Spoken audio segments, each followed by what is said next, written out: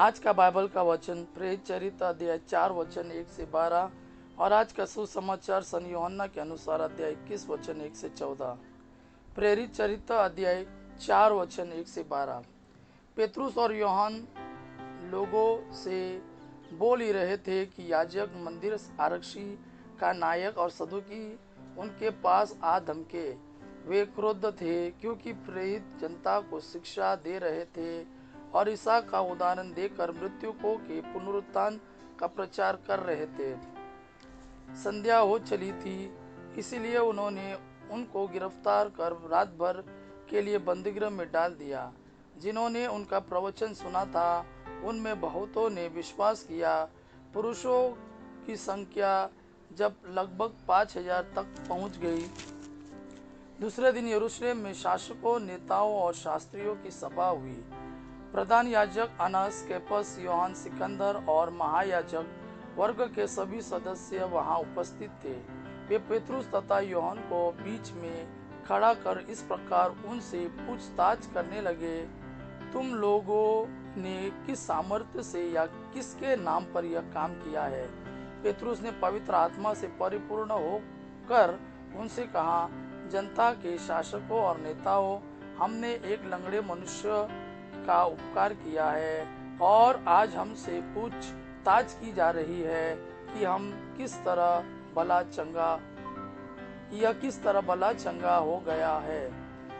आप लोग और इज़राइल की सारी प्रजा यह जान ले कि ईसा मसीह नाजरी के नाम के सामर्थ्य से यह मनुष्य भला चंगा होकर आप लोगों के सामने खड़ा है।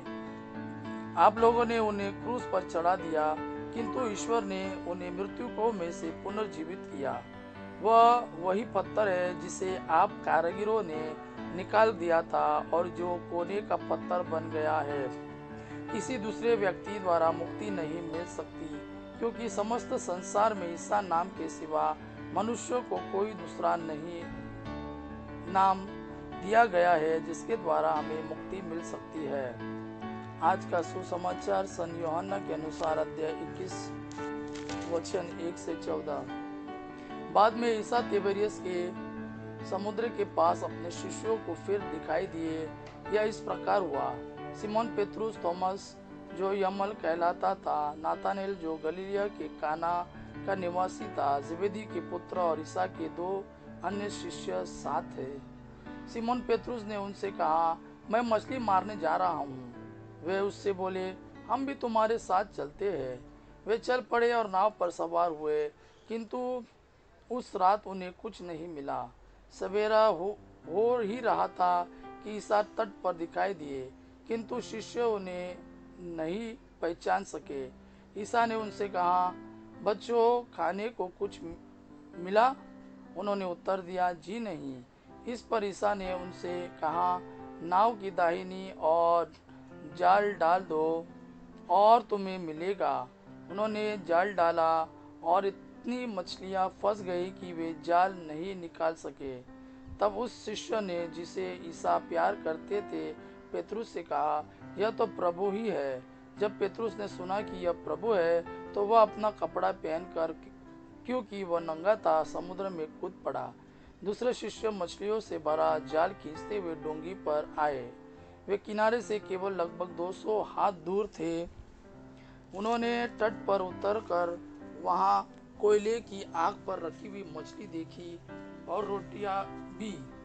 ईसा ने उनसे कहा, तुमने अभी अभी जो मछलियां पकड़ी है उनमें से कुछ ले आओ। सिमोन पेतरुस गया और जाल किनारे खींच लिया। उसमें 153 बड़ी बड़ी मछलियां थी और इतनी मछलियां होने पर भी जाल नहीं फटा था। ईसा ने उनसे कहा, आओ जलपान कर लो। शिष्यों में किसी को भी ईसा से पूछने का साहस नहीं हुआ कि आप कौन हैं। वे जानते थे कि वह प्रभु है। ईसा अब पास आए, उन्होंने रोटी लेकर उन्हें दी और इसी तरह मछली भी। इस प्रकार ईसा मृतकों में से जी उठने के बाद तीसरी बार अपने शिष्यों के सामने प्रकट हुए। यह प्रभु का वाणी है। प्रभु को धन्यवाद। अबा पिता की महिमा और पुत्र यीशु का प्रेम आप पर सदा सर्वदा बना रहे। आमीन।